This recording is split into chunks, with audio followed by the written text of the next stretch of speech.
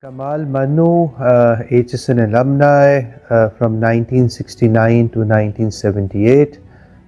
I hail from business and industry.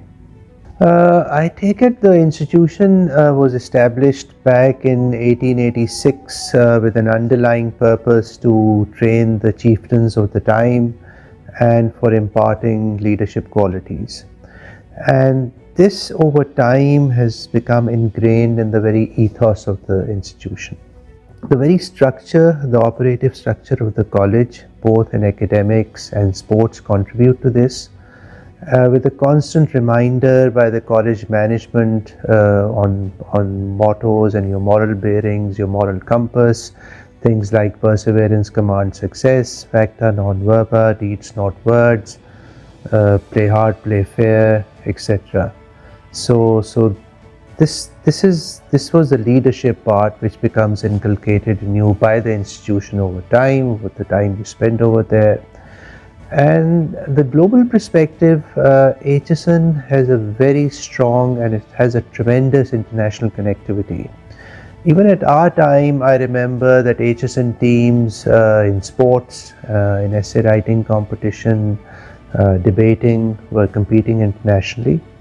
And today, the Aitchison global diaspora is very well placed, and that strength gives Aitchison and the people associated with Aitchison a very strong international connectivity and a strong global perspective. Cannot pinpoint a single event per se, but the shared diversity, the horizontal and the vertical diversity of the student body, for me was an invaluable experience. Horizontally, meaning children hailing from all parts of Pakistan, all provinces, different religions, and even a strong international student mix. And vertically, meaning belonging to different backgrounds, socially as well as financially. So this whole the diversity of the student body was as I say, was an experience by itself at Aitchison, which you find it's very difficult to find in other institutions the way you find it at Aitchison. As for my career trajectory, coming from a family which now has its 6th generation in business and industry, so perhaps in many ways my career was predestined. But the time at Aitchison and the experience at Aitchison makes the whole thing very enjoyable, with a very inclusive and a very far-reaching outreach and connectivity. So that's the advantage of being at Aitchison as far as my career is concerned.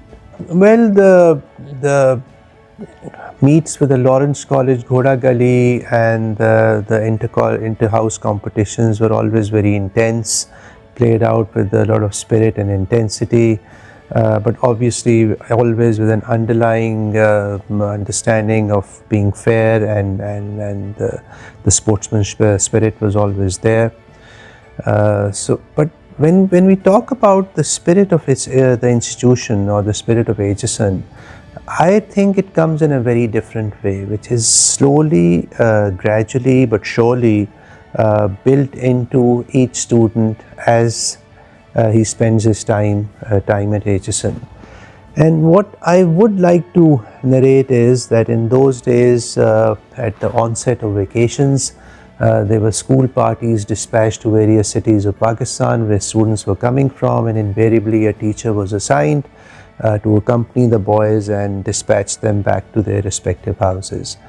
In my case, it was Lailpur, and Ismail Saab, since he belonged to Lailpur, was almost always accompanying us from prep school, and the journeys were train journeys. So these school parties used to catch a train back home accompanied by a teacher, and Aitchison's contingent typically had the upper class seats, because there were three classes in the trains in those days: the third class, the second class, and the upper class. But the trains were designed in a way that the standing alley or the alley itself you could look through and through, and they were very overloaded in those days. So once passengers had no seats available to them, They did not have a confirmed seating, so they used to jump into these alleys, and then the distinction between the first class or the second class or the third class used to just wither away. Our instructions from Ismail Saab were that if we see an elderly or a lady standing, though we had confirmed seats, we had to stand up and offer our seats to them. So as far back as I can remember, we always used to go standing and come back standing. But that's the spirit which the school actually inculcated in their students. Similarly, the college summer treks were very popular, and we used to go on summer treks. And although we had porters carry our luggage, but we all had to take turns to share the load with them, depending upon which day and the duration of the journey. And this was simply to make us realize their importance and their contribution in making these trips a success. So I think this is really the spirit of the institution, and that really builds your character as you go through your years at Aitchison. It's very important, and especially now with education becoming very competitive and the environment being very competitive, tutors, guidance, and of course with so much of confusion in the society, they're very, very important. And you can see now that even at the higher levels in universities and colleges, tutors are being assigned just to give the ease of mind to students. And in our case at Aitchison, since one was in boarding, so of course we were guided. We had very, very good teachers, and though everyone left an impression, but just to pick a few, Miss Peg and Miss Rahman in junior school were outstanding. They were fabulous. And later on, Mr. G.D. Langlands and Mr. Sharp, they were always there for us 24/7. Their guidance was remarkable, and they were absolutely great mentors. Education is a very evolving discipline, and obviously since our time at Aitchison, education has changed tremendously.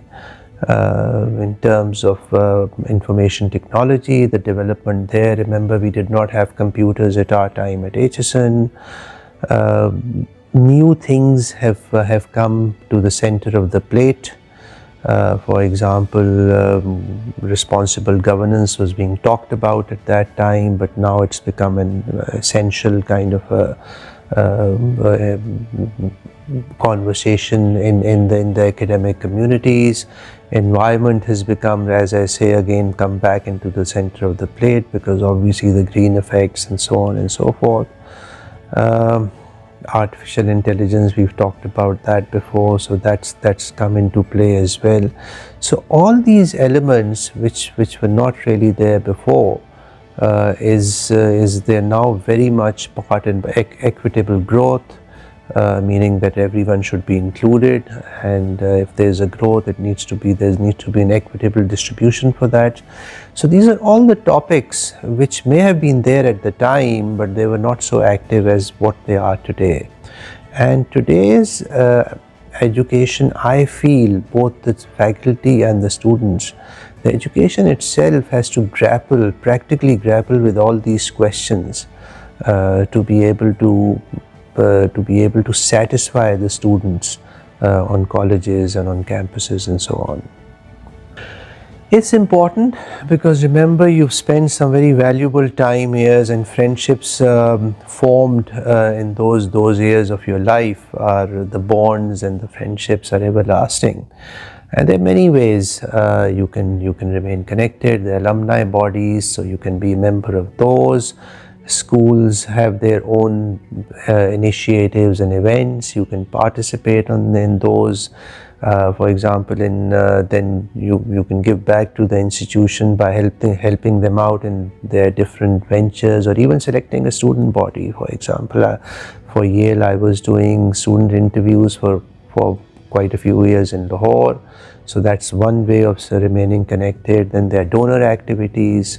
So there's so many other ways as well.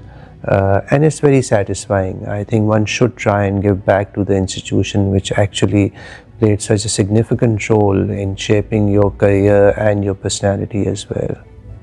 You see, today's world is very significantly different from maybe half a century back or even a few decades back. The developments have been phenomenal, and the developments mostly, in my opinion, have been on the awareness front.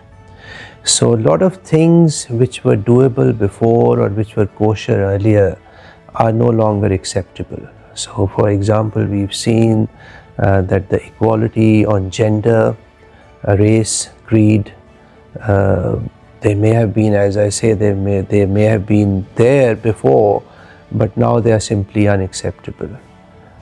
So these are, and again, humans themselves and their ethics are being challenged like never before, because they have this aid of information technology, data which is in abundance, and access to electronic and social platforms where the line between right and wrong becomes very, very fuzzy.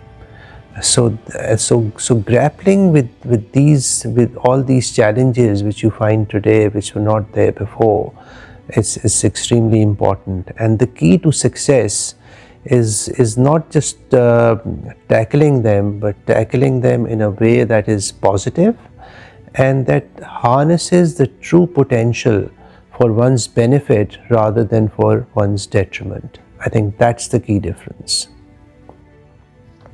The ideal Aitchison experience is giving one's best diligently, honestly, and if you know you're right or you're standing with the right, more importantly, if you feel that you're standing with the right, then the ability to keep standing even if the wind is against you. I think that is the ideal Aitchisonian trait. Aitchisonian. Very important, because Founders Day, or the commencement as some institutions refer it to, it really sums up your entire time spent at an institution. So it brings everything together, and it's important to the boys or the girls who are leaving the institution after spending their time there, and it's also important for the institution because that gives the institution the chance to give a closure to the entire career of a student while he or she has been at an institution. So I think it's very important. It's an important event. That is why institutions spend such an effort and time for that, and that is why children look forward to it. Look, they're significant, and we must remember that most of these, or in many cases, these are exclusive to Aitchison. So you may not find them at other institutions the way you find them at Aitchison. In our time, sports were compulsory. I believe the current principal has actually come back to the same point, which is commendable. And especially the children going through Aitchison at this point in time are very blessed, because the facilities I have seen which have been created there in a very novel way by involving the alumni and the private sector with the institution. This principal, Mr. Michael Thompson, has done wonders with Aitchison. And the facilities we today have at Aitchison, be they be in sports, in academics, library and so on, I can assure you that they are at par, if not better, than the best of the best public schools in the world. And I mean schools like Charterhouse, Eton, Harrow. So Aitchison is right there, and I think the boys have a tremendous opportunity at the college at this time. I would encapsulate the entire Aitchison experience with compassion. I would want an Aitchisonian to be compassionate. Then I think the hallmark of an Aitchisonian should be that he should be very comfortable in his own skin. And lastly, which I think every Aitchisonian, I'm sure they do, but they should strive more to give back to the community per se, and the country at large. I think that is the real hallmark of being an outstanding Aitchisonian. Well, my message to the Aitchisonian, every Aitchisonian, is that these are very tough times. Pakistan itself is going, and I would say not so much the Aitchison class, but generally when we talk about recent inflation in Pakistan, we've seen a lot of people drop below the poverty level like never before. And economically, Pakistan is struggling at the moment. And Aitchisonians are influencers. People are watching you, and they look up to you, and at the same time they scrutinize you. So how you conduct yourself in public, and how you carry yourself, that is going to be very important. So lead by example, care for the people who do not have as much as you do, they're not as blessed as you are, and try to have an inclusive approach as much as you can, because so that people look up to Aitchisonians in a positive manner and not really in a negative manner. I think that's going to be very important in these challenging times.